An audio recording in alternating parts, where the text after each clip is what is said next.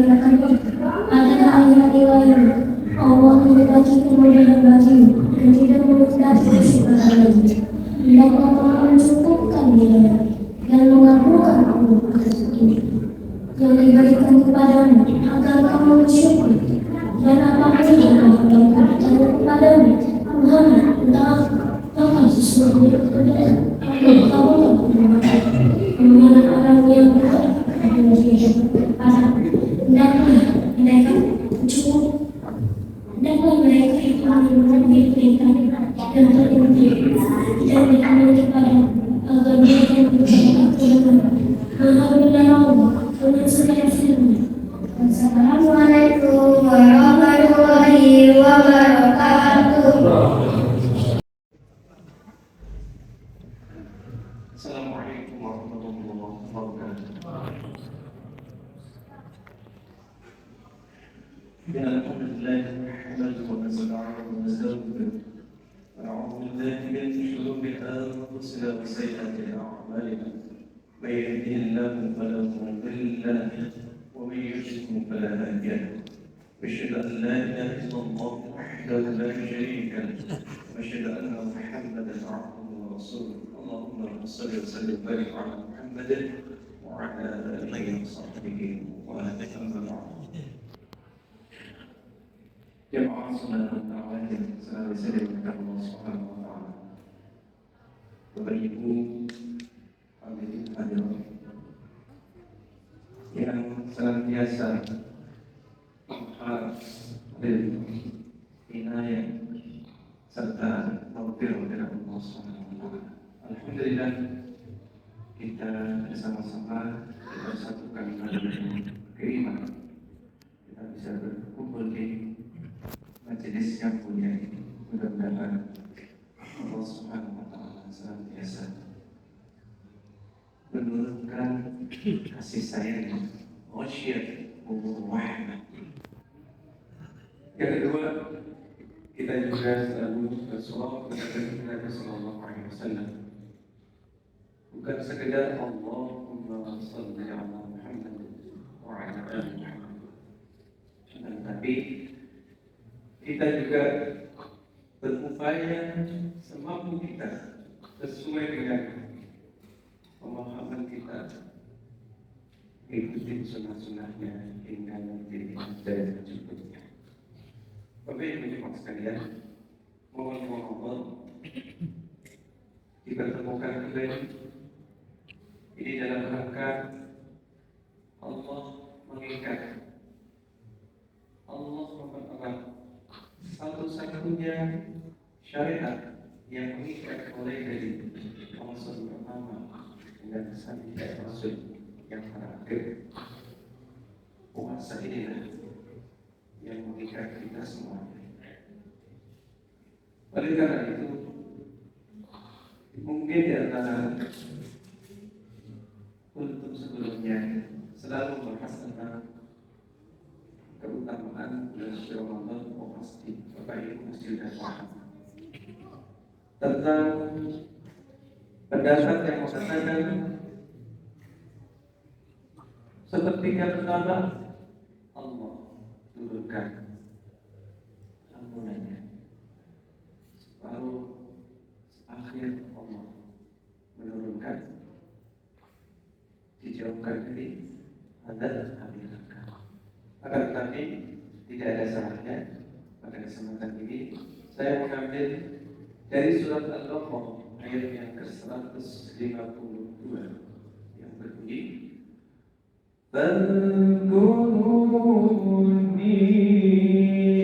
azkurkum washkuruli wa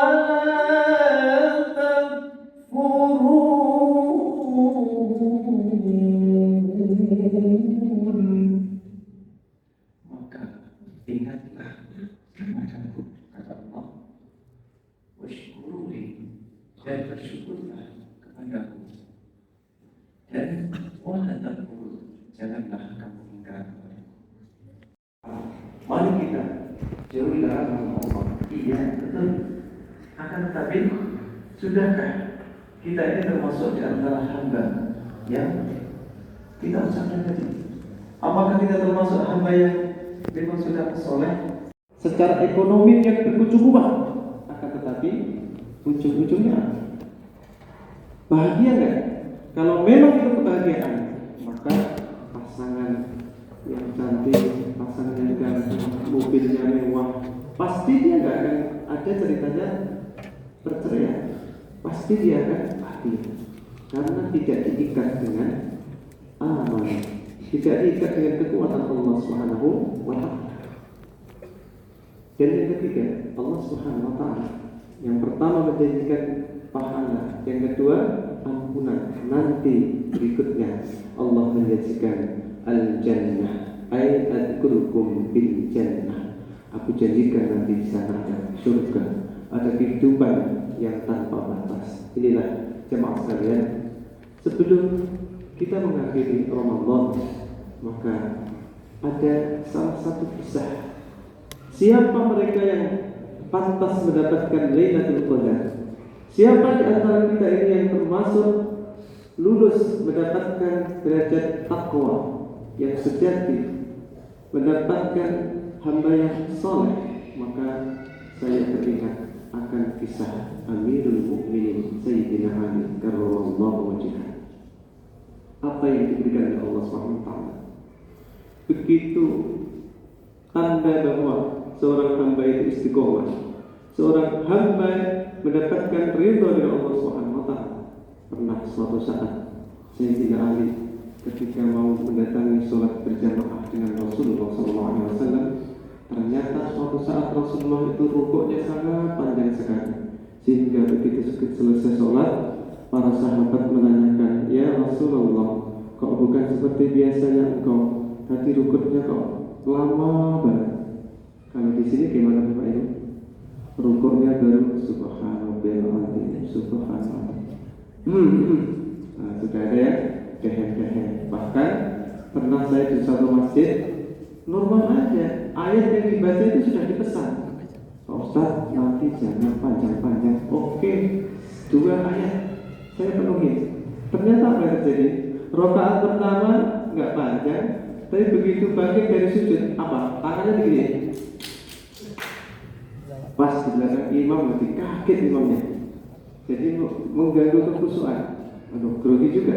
Nah, ini ada juga yang mudah seperti itu. Nah, kembali kepada kisah Amirul Mukminin. Ternyata tadi barusan saya itu nggak bisa bangun dari ruku. Kenapa? Jibril datang itu numpangin saya nggak bisa bangkit. Ternyata di belakang sana itu ada Sayyidina Ali lagi datang mau sholat, ketinggalan. Kenapa wahai Ali kok sampai ketinggalan? Jadi Amirul Mukminin ikut jamaah tidak jadi masbuk karena mendapatkan keistimewaan dari Allah Subhanahu wa Ta'ala. Ternyata ditungguin oleh Allah. Ini salah satu contohnya. Apa sebabnya? Amirul Mukminin gak seperti sebelum-sebelumnya jamaah ketinggalan. Ternyata jemaah sekalian, ada amalan yang sederhana. Ternyata Sayyidina Ali papasan, dia itu di depannya ada orang Yahudi, bukan orang mukmin. Orang Yahudi sudah kakek-kakek, jalannya agak susah, ditungguin.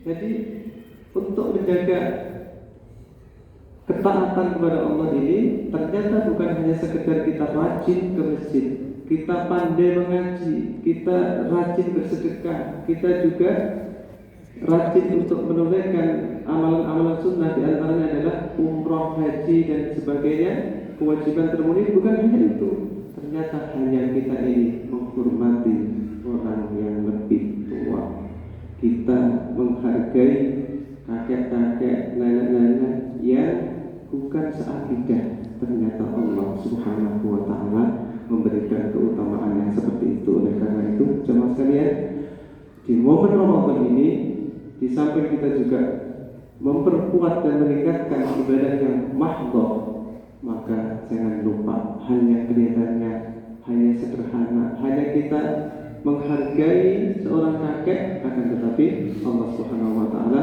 memberikan ma'unahnya, Allah memberikan hidayahnya, memberikan ridhonya seperti yang dialami